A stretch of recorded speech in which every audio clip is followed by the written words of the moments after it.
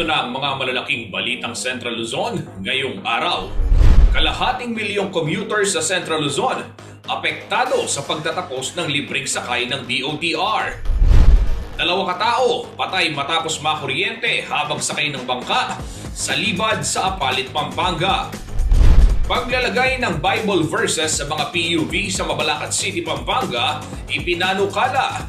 Ordinansa, posibleng taliwas daw sa saligang batas, ayon po yan sa IBP Central Luzon. At pagbili ng palay ng Nueva Ecija Provincial Government, magpapatuloy matapos mahinto dahil sa election ban.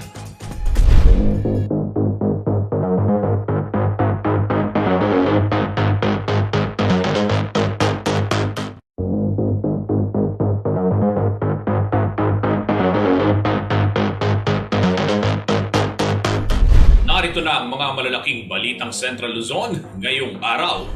Kalahating milyong commuters sa Central Luzon apektado sa pagtatapos ng libreng sakay ng DOTR. Dalawa katao patay matapos makuryente habang sakay ng bangka sa Libad sa Apalit, Pampanga. Paglalagay ng Bible verses sa mga PUV sa Mabalacat City, Pampanga, ipinanukala. Ordinansa, posibleng taliwas daw sa saligang batas, ayon po yan sa IBP Central Luzon. At pagbili ng palay ng Nueva Ecija Provincial Government, magpapatuloy matapos mahinto dahil sa election ban.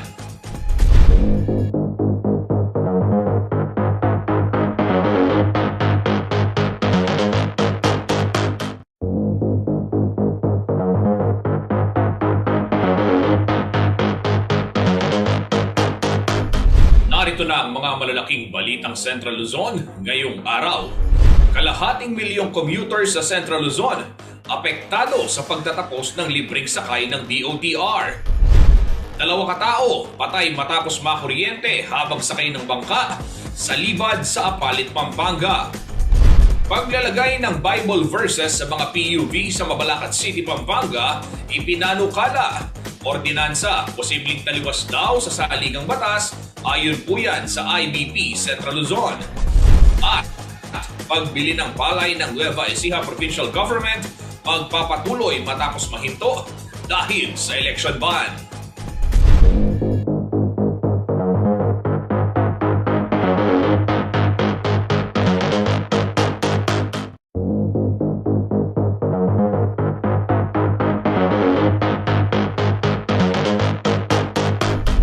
Narito na ang mga malalaking balitang Central Luzon ngayong araw. Kalahating milyong commuters sa Central Luzon apektado sa pagtatapos ng libreng sakay ng DOTR.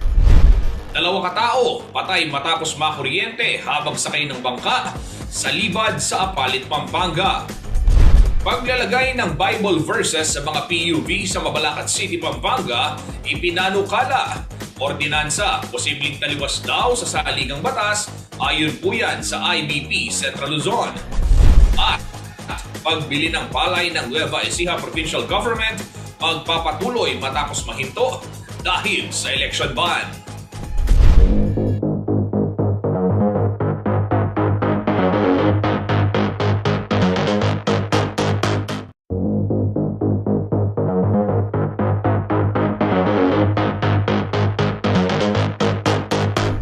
Narito na ang mga malalaking balitang Central Luzon ngayong araw.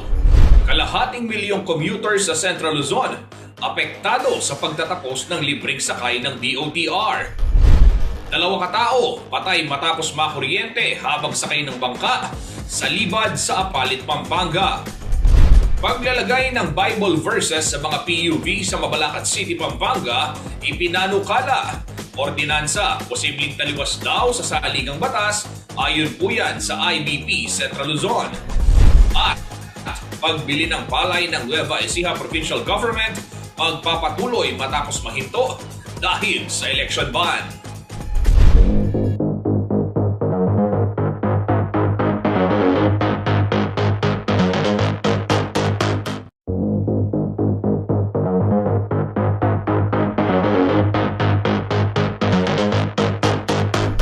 Narito na ang mga malalaking balitang Central Luzon ngayong araw.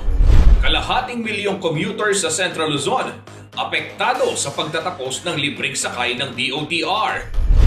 Dalawang katao, patay matapos makuryente habang sakay ng bangka.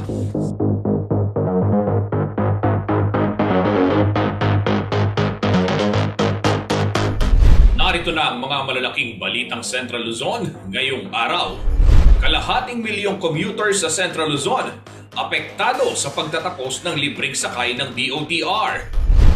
Dalawang katao, patay matapos makuryente habang sakay ng bangka sa Libad sa Apalit, Pampanga. Paglalagay ng Bible verses sa mga PUV sa Mabalacat City, Pampanga, ipinanukala. Ordinansa, posibleng taliwas daw sa saligang batas, ayon po yan sa IBP Central Luzon. At pagbili ng palay ng Nueva Ecija Provincial Government, magpapatuloy matapos mahinto dahil sa election ban.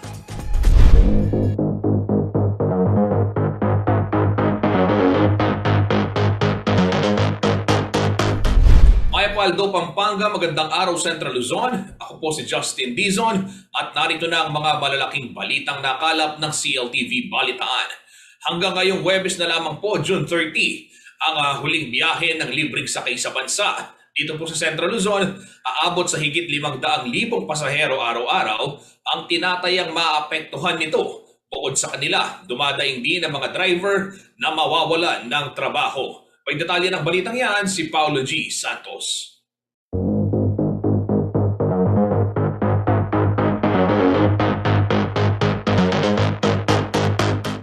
Sa Manibela, literal na nakasalalay ang kabuhayan ni J.R. Tuason na may rutang San Fernando, Angeles City. Pinalad siyang makapasok sa kooperatiba ng transport sa sistema ng gobyerno na Service Contracting Program o Libreng Sakay. Pagmamalaki niya sa sistemang ito, hindi nasugal ang pagpasada ng jeep para sa kanilang mga tsuper dahil fix na dito ang sweldo. Maganda naman po yung kinahatan nung libreng sakay. Kasi nga po sa mahal po ng diesel, tsaka po nakapix yung sweldo namin, ayos naman po nakakawin ng pera sa bahay. Pero nangangamba ngayon si Tuason sa pagbabalik niya sa boundary system dahil ang libreng sakay ng gobyerno hanggang 30 na lamang ng Hunyo. Kasi po nga, yung mga pasero, kukonti, tas marami pa yung namamasadang jeep, nakipagagawang ka, wala kang siguraduhan kung minsan pang diesel lang, di mo pa nakukuha. Ang Pampanga ang may pinakamaraming alokasyon para sa Service Contracting Program ng Land Transportation Franchising and Regulatory Board o LTFRB Region 3. 19 na ruta at nasa 438 units ng public utility vehicle ang naibigay dahil sa laki ng volume ng commuters sa magkakatabing syudad nito. Ayon kay Attorney Jennifer Rodriguez, hearing officer ng LTFRB Region 3, nakabase ito sa daytime average ng passenger population. Dito sa Pampanga, ang pinakamarami. Kasi mas marami yung passenger demand, mas malaki ang passenger demand dito sa Pampanga. Dito sa Pampanga, nasa 438 units ang naka-enroll sa service contracting program. So, bali 19 routes siya. Ubos na ang 493 million pesos na nai-download na pondo sa LTFRB Region 3 para sa 63 cooperatives na may 1,122 na units. At dahil dito, hanggang Huwebes at 30 na lamang umano ang huling libreng biyahe. Bagamat may press release na may sinasabing phase 4 ng libreng sakay, wala pa naman umanong memorandum na nailabas kung maitutuloy ito. Ubos na yun, paubos na siya. Actually, hanggang July 4 tayo, no, minaximize talaga natin. As of this time, wala ako maibibigay na konkretong sagot kung tuloy pa ba siya o hindi kasi we are not, di pa kami ni-inform. However, nagbigay ng media interview si Chairman Delgra mga 3 weeks ago, I believe, na magkakaroon ng phase 4 na libreng sakay. Yon. Pero wala pang ibinababang memorandum sa amin kung tuloy-tuloy pa siya.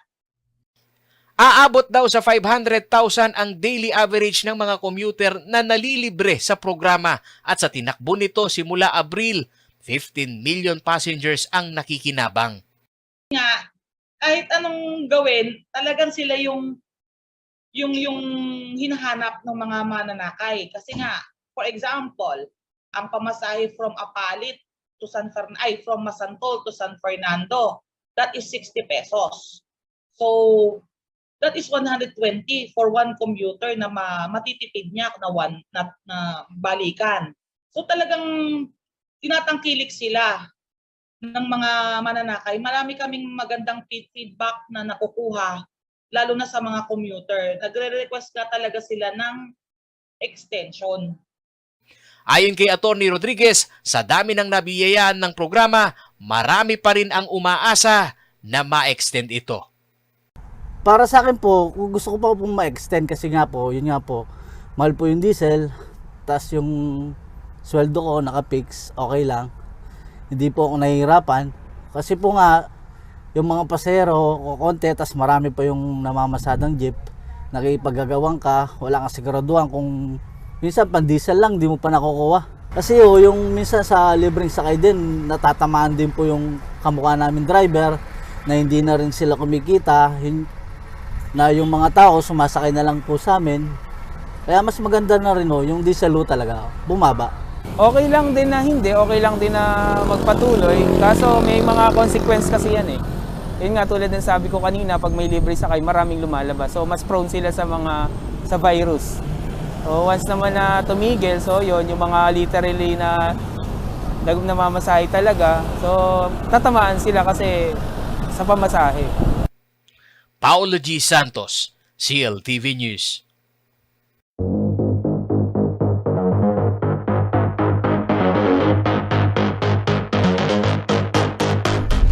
Sa kaugnay pong balita, dahil sa nagpapatuloy na krisis bunsod ng pagtataas ng presyo ng produktong petrolyo, hindi raw malayo na mas dumami pa sa ating mga kababayan ang tumangkilik sa pampublikong transportasyon sa mga nalalapit na panahon. Kaya ang grupong Lawyers for Commuter Safety and Protection nananawagan sa papasok na Administrasyong Marcos Jr. na pagtuunan ng pansin ang pagsasaayos ng public transport system sa bansa. Narito po ang detalye ng balitang yan.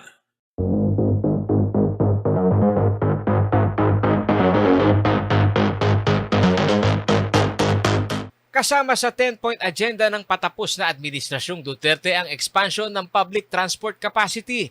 Pero sa assessment ni Lawyers for Commuter Safety and Protection Convenor Atty. Ariel Inton, bagsak ang performance ng gobyerno sa pagsasaayos ng mass transport system ng bansa.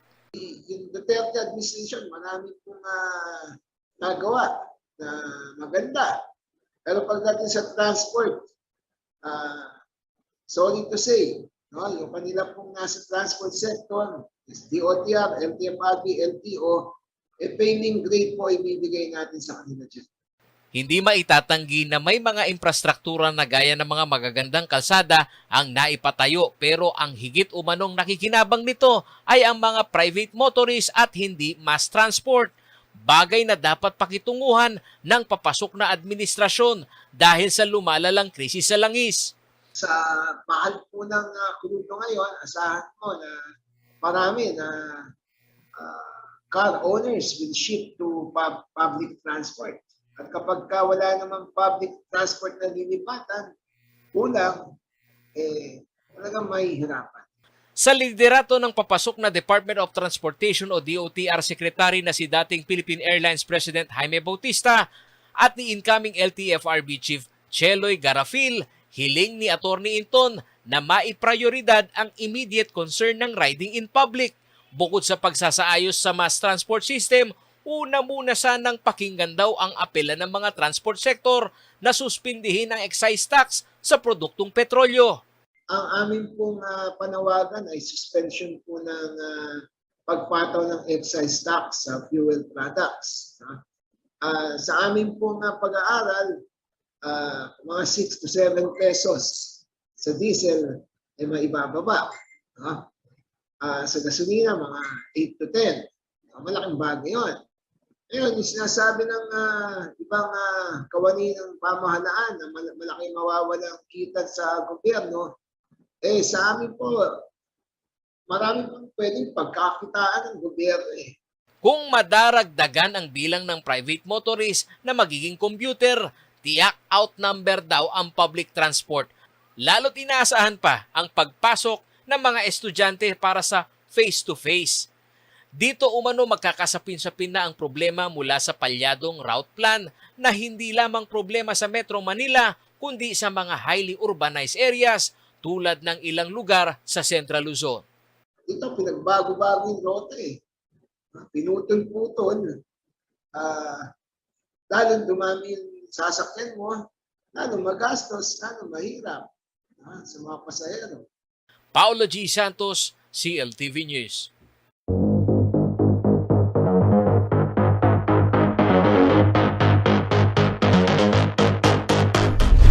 Abangan sa pagbabalik ng CLTV Balitaan. 2 katao patay matapos makuryente habang sakay ng bangka sa Libad sa Apalit, Pampanga. Libad sa Apalit muling idinaos matapos ang 2 taong pagkakahinto dahil sa COVID-19 pandemic. At Mayor Jun Tetangco ng Apalit, Pampanga nanumpa sa harapan ng imahe ni Apong Iru. Manatiling nakatutok para sa iba pang mga nangungunang balita ngayong araw.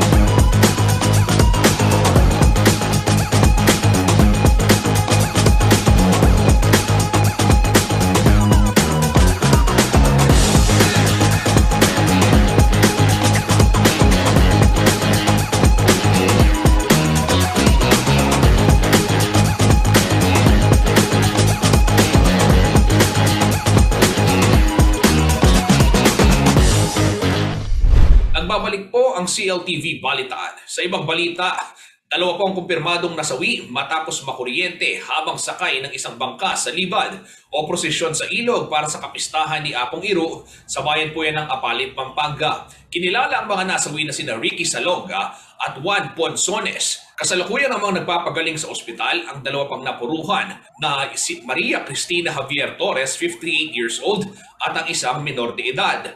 Mabuti na lamang umano't hindi nagtamo ng matinding sugat ang 2 pa. Ayon sa Pampanga PDRRMO, lampas alas 12 ng tanghali nito pong Martes nang sumabit sa kable ng kuryente ang mataas na bakal na may banderitas na palamuti sa sinasakyang bangka ng mga biktima. Sa lakas po ng kuryente, bumaluktot ang mataas na bakal sa sinasabing sumabit na high-tension wire ng National Grid Corporation of the Philippines sa gitna po yan ng Pampanga River. Nagtamo rin ng iba pang pinsala ang bangka, pati ho yung mga kagamitang lula nito matapos ang naturang insidente. Bilang paghihigpit naman ng MDRMO sa bayan ng Apalit, binabantayan na ang mga bangkang nakikilahok sa pagpapatuloy na kapistahan ni Apong Iru. Kailangan hindi umano mataas ang mga posting sabitan ng banderitas upang hindi na maulit ang insidente.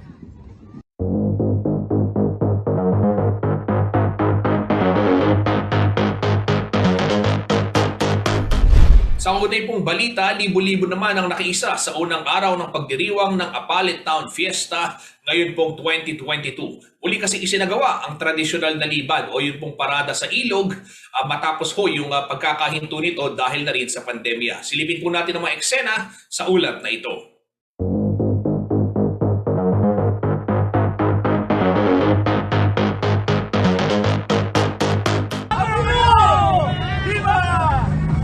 Viva Apong Iru! Ito ang sigaw ng mga deboto ni San Pedro Apostol, ang patron ng bayan ng Apalit, Pampanga. Kitang-kita ang kasabikan at siya sa mukha ng mga Paritenyo dahil matapos ang 2 taon muling dinadaos ang libad o prosesyon sa ilaw ng imahe ni San Pedro na nahinto dahil sa pandemya. Ngayong Martes, June 28 ang simula ng 3 araw ng Town Fiesta. Pasado ang 1:00 ng hapon na ibinaba ang imahe ni San Pedro o Apong Iru mula sa dambanan nito sa Barangay Kapalangan. Sakay ng isang makulay na pagoda, ipinrosesyon na ito sa Pampanga River patungo sa St. Peter the Apostle Parish Church sa Barangay San Juan. Ayon sa ilang mga deboto na aming nakapanayam, dinidinig daw ni Apong Iru ang kanilang mga dasal. Maraming pagkakataon na raw na natupad ang kanilang mga hiling matapos ilapit ang mga ito sa kanilang patron. Yung mga milagro, hindi natin masasabi. Maraming beses na, lalo na sa akin. Sana tuloy-tuloy na pong mawala yung pandemic at yung mga taong may sakit, maalis na yung mga dinaramdam nila. At sana maging masaya ang mundo. Hindi lamang mga Apaliteño mga namamanata kay Apong Iru. Marami rin sa mga deboto ang dumayo pa mula sa ibang bayan lalawigan para makiisa sa kapistahan. 43 years na ako kasi Ilongga ko kasi eh. So bawat taon, nag-celebrate, sumasama sa libad. Ang kasabihan na matanda, milagroso si St. Peter o di kasi Apong Iru.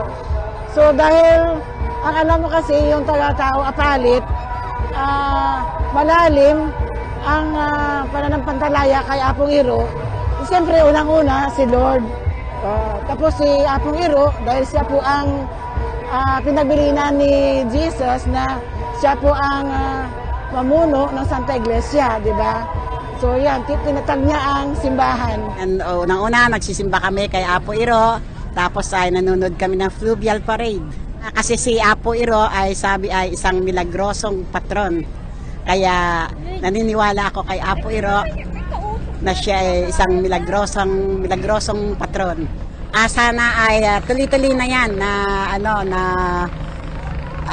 mawala na ang pandemic para tuloy ang mawala ang pandemic para itong taong-taong gawain ay palagi nang may parada, palagi na kaming makakapanood. Batay sa pagtataya ng Municipal Disaster and Risk Reduction Management Office ng Apalit, libo-libo ang dumalo sa habang higit at 300 bangka naman ang nagparehistro sa kanilang tanggapan. Patuloy na paalala ng mga lokal opisyal na tiyaking sumunod sa health protocols at gayon na rin ang safety measures sa pagsali sa libad.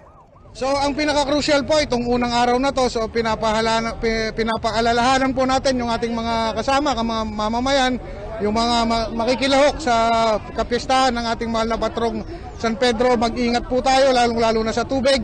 Lagi po tayong magdala ng inuming tubig, iwasan natin ang dehydration dahil madaling ma-dehydrate ang ating mga katawan kahit nakalusong tayo sa tubig. Tapos yung mga bata po, yung 10 taon pababa, do not dare na ibaba pa natin sa ilog mga kasama. Mag-ingat na po tayo. Tapos yung mga senior citizen talagang wag na po nating isakay ng bangka. Mag-ingat, lagi po tayong mag-ingat, lagi po tayong maging nakahanda sa anumang sakuna. Samantala, isa pang fluvial procession ang isasagawa sa ikatlong araw ng pagdiriwang para ihatid si Apong Iru sa pagbabalik niya sa kanyang dambana. JM De Jesus, CLTV News.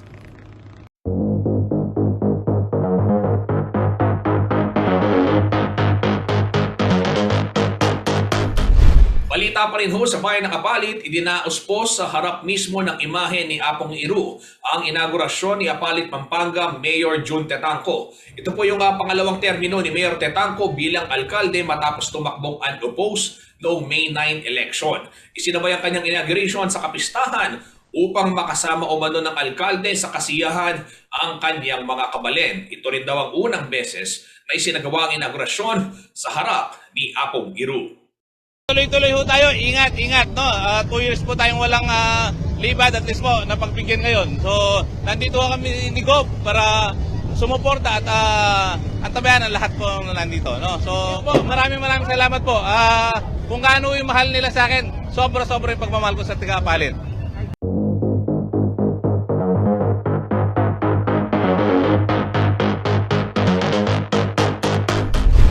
Sa pagbabalik ng CLTV Balitaan, pagbili ng palay ng Nueva Ecija Provincial Government magpapatuloy matapos mahinto dahil sa election ban. Paglalagay ng Bible verses sa mga public utility vehicle sa Mabalacat City, ipinanukala, ordinansa, posible raw taliwas sa saligang batas ayon huyan sa IBP Central Luzon. At matagumpay na pumumuno ni Marcos Jr., dasal ni Balanga Bishop Santos. Manatiling nakatutok at kami magbabalik.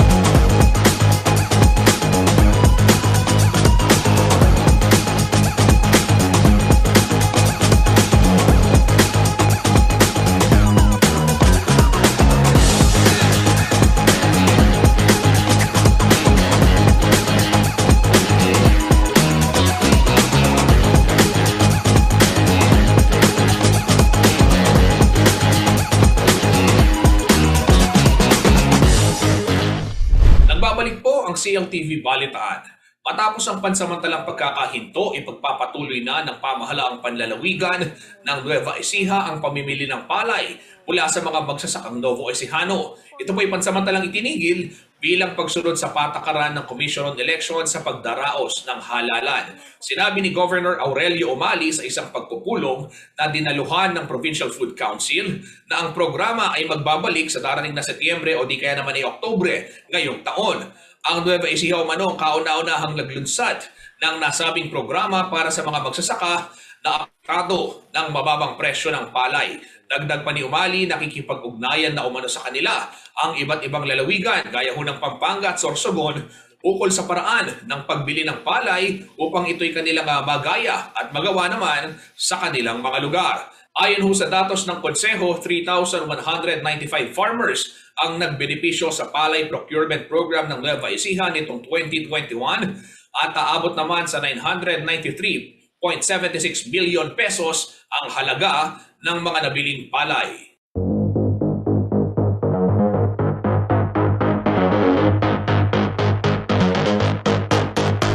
Samantala, isinisulong po ngayon ng kilalang rehilyosong alkalde ng Mabalacat City na si Mayor Crisostomo Garbo ang pag-iimprenta ng Bible verses sa mga pampublikong sasakyan sa lungsod.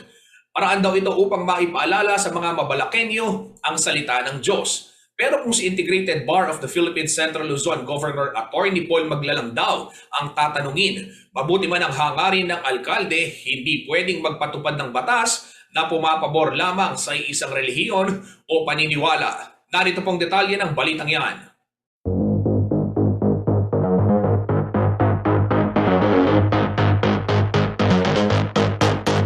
Ako, pag mayroon akong binitawan ng mga salita, meron akong basihan sa salita ng Panginoon. Ganito raw ilarawan ni Mabalacat City Mayor Crisostomo Garbo ang salitang kanyang sinasambit. Ang pagiging espiritual, hindi lamang umano nananatili sa kanyang sarili at pamilya, kundi dinadala niya sa kanyang mga katrabaho sa City Hall.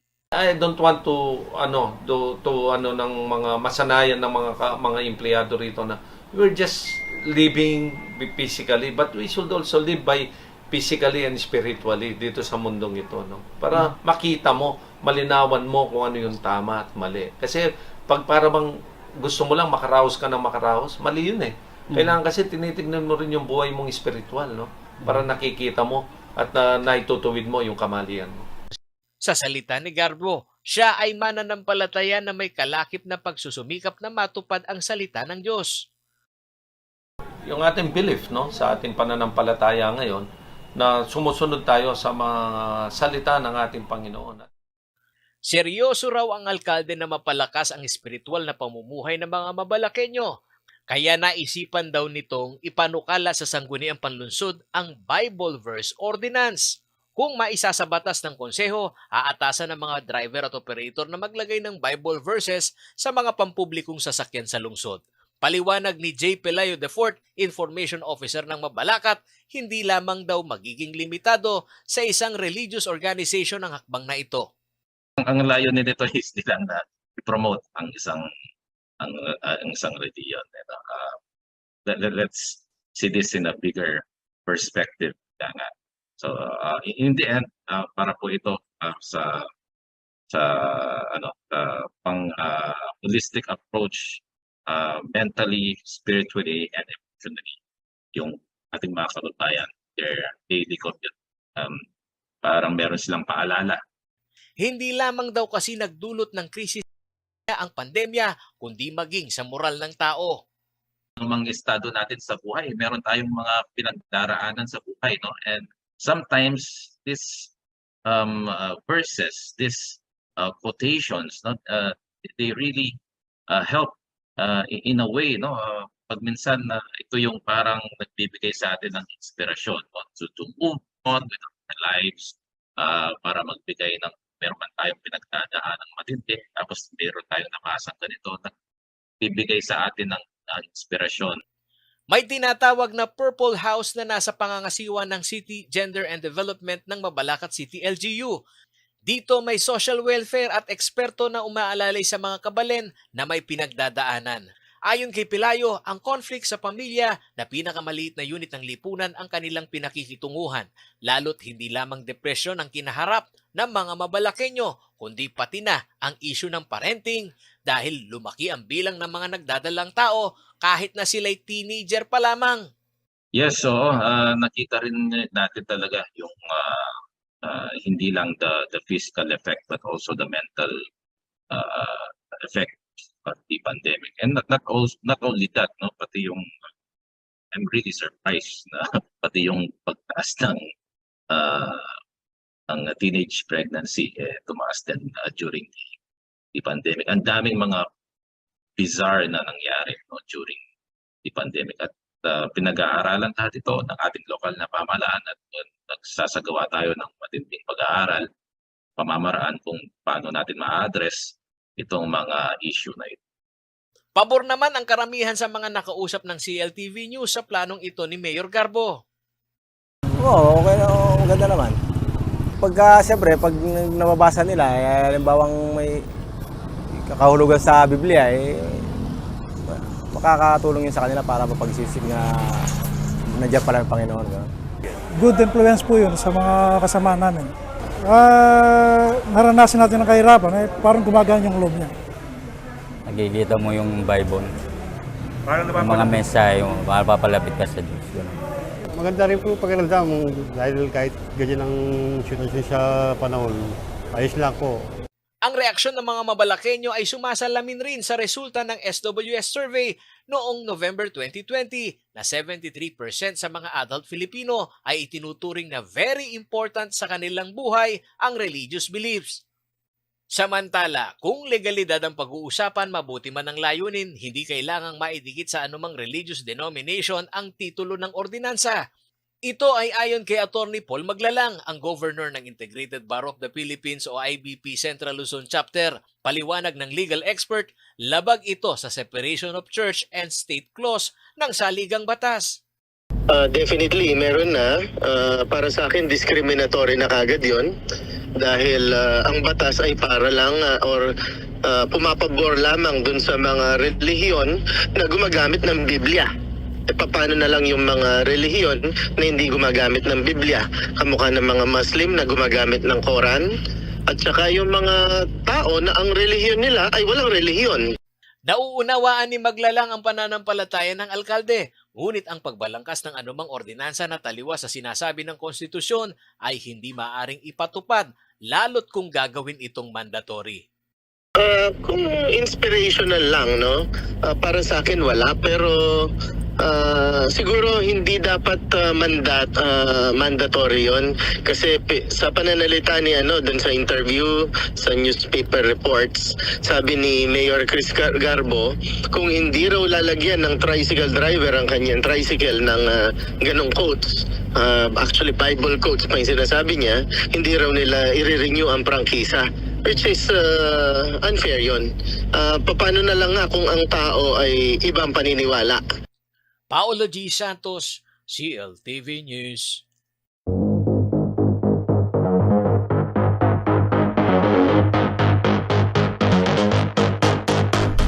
Matagumpay na panunungkulan, ito umano ang ipinagdarasal ni Balanga Bishop Ruperto Santos para kay President-elect Ferdinand Bongbong Marcos Jr. Umaasa ang obispo na tanging ang best at beneficial para sa bansa ang gagawin ni Marcos Jr. lalo na't sinabi nito na tadhana niya ang maging Pangulo. Pinayuhan niya rin ang uupong presidente na maging matapat na tagapaglingkod ng Diyos upang tunay na mapamunuan ang mga Pilipino sa isang marangal na buhay at mapayapang kinabukasan. Itong Martes, June 28, nang ibinasura naman ng Supreme Court ang mga natitirang petisyon laban sa kandidatura ni Ferdinand Marcos Jr. Sa Huwebes o bukas yan, June 30, nakatakda ang inaugurasyon ni Marcos Jr. bilang ika-17 Pangulo ng Pilipinas.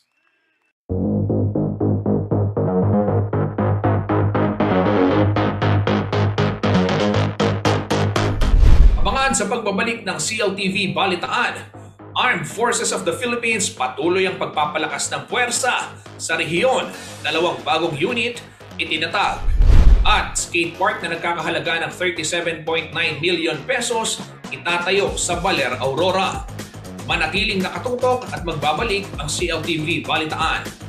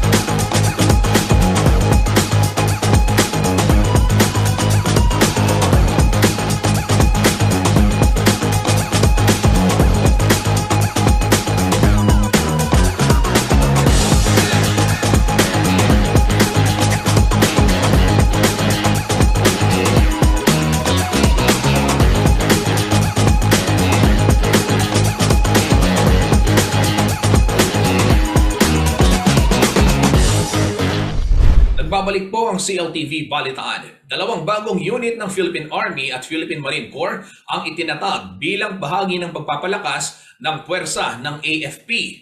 May mga bagong kagamitan din na isinapubliko ang hukbong sandatahan na higit umanong makatutulong sa kanilang mga operasyon. May detalye ng balitang yan si Felix Barrios.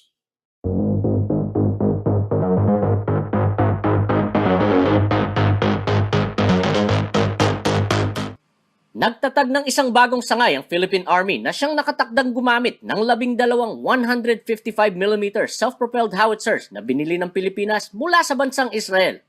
Ang howitzer ay isang uri ng kanyon na kinokontrol ng isang maliit na grupo ng sundalo. Ayon kay Colonel Xerxes Trinidad, tagapagsalita ng Philippine Army, itinatag ang 10th Field Artillery sa Fort Magsaysay, Nueva Ecija noong ika-22 ng Hunyo. Malaki umano ang maiaambag ng naturang unit sa kanilang pagsasagawa ng Combined Arms Operations, lalo't kung mabilis at asintado mga artilyeros. Nakatakdang pamunuan ni Lieutenant Colonel Chamberlain A. Esmino ang nasabing artillery unit. Kamakailan ay nagsagawa na ng test fire sa mga bagong Autonomous Truck Mounted Howitzer Systems or ATMOS na isang 155mm self-propelled howitzer system. Ito ay may kakayahang gumalaw at may posisyon ng mabilisan sa mga bulubundukin at liblib na lugar. Gumagamit ang mga ito ng inertial navigation system at mayroong automatic loader para lalong mapabilis ang pagtugis sa mga kalaban. Disyembre ng nakarang taon nang matanggap ng Philippine Army ang 12 ATMOS howitzer units mula sa defense company na Elbit Systems ng bansang Israel. Samantala, nagtatag rin ang Philippine Marine Corps ng isang Shore-Based Air Defense System o SBADS Battalion noong ika-22 ng Hunyo. Ayon kay Philippine Marine Corps Commandant Major General Nestor C. Jerico, ang Shore-Based Air Defense System ay malaking bahagi ng pagdepensa sa ating mga dalampasigan. Ito raw ay tutugon sa pangangailangan na masuportahan ng ating mga base militar at mga bagong kagamitan sa mga banta na maaaring manggaling sa himpapawid. Felix Barrios, CLTV News.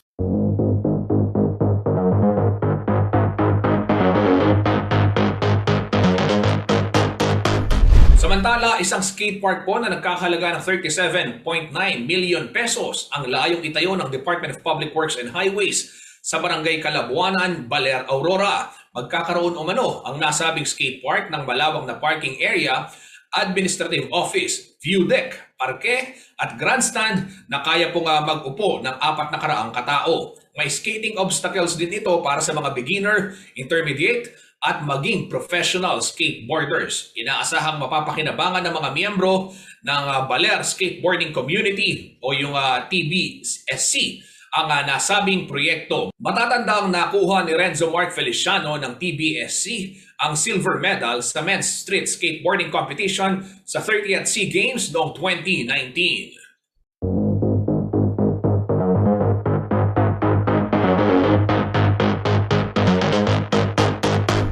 Sa puntong ito, alamin naman natin ang magiging taya ng panahon mula kay Ginong Manny Esguera, ang Chief Weather Forecaster ng Pag-asa Clark.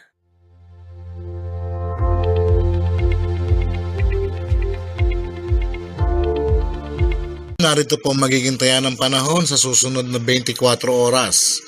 Ang low pressure area po na binabantayan natin na nasa may kanluran ng Iba Zambales ay nabuo na po bilang isang ganap na bagyo. At ito po ay isang tropical depression na pinagbigyan po natin ng pangalan na Kaloy.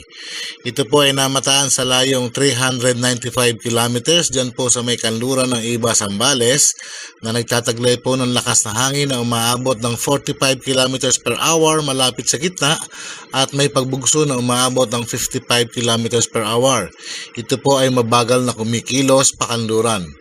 Samantala, ang Bataan, Zambales, Palawan, Oriental Mindoro, Occidental Mindoro, Aurora at Quezon ay makakaranas po dyan ng mga lugar na yan ng monsoon rains na dulot po ng monsoon trough at ng southwest monsoon o hanging habagat. Ang Metro Manila po at nalalaming bahagi ng Luzon, kasama na po dito ang Pampanga, kasama rin po ang Visayas at Zamboanga Peninsula. Magiging maula po ang papawirin. May inaasahan po mga kalat-kalat na mga pag-ulan, pagkidlat at pagkulog dulot niya po ng hanging habagat o southwest monsoon. Samantala po, ang natitirang bahagi ng Mindanao ay magiging bahagya hanggang sa kuminsan ay magiging maulap ang papawirin. Meron lamang po inaasahan mga pulo-pulong mga pag-ulan, pagkidlat at pagkulog, dulot pa rin po ng southwest monsoon o hanging habagat. So halos buong Pilipinas po o buong bansa po ay naapektuhan ng habagat, kaya pinag-iingat po natin ating mga kababayan na magdala po ng gamit panangga sa araw, panangga sa ulan, at yung pong mga nasa mababang lugar, posible po ang mga flash floods dyan, at yung nasa gilid po ng bulubunduking lugar ay maging alerto po dahil posible rin po na magkaroon ng mga pagguho ng lupa o landslide. So pinag-iingat po ang lahat.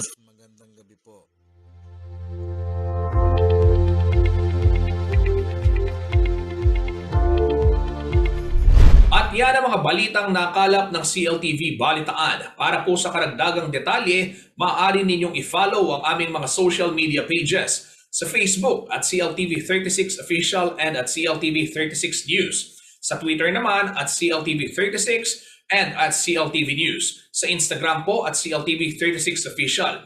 Kung nais naman ninyong balikan ang mga programa ng CLTV, pwede ninyong bisitahin ang aming YouTube channel at CLTV36 Official at ang aming website www.cltv36.tv.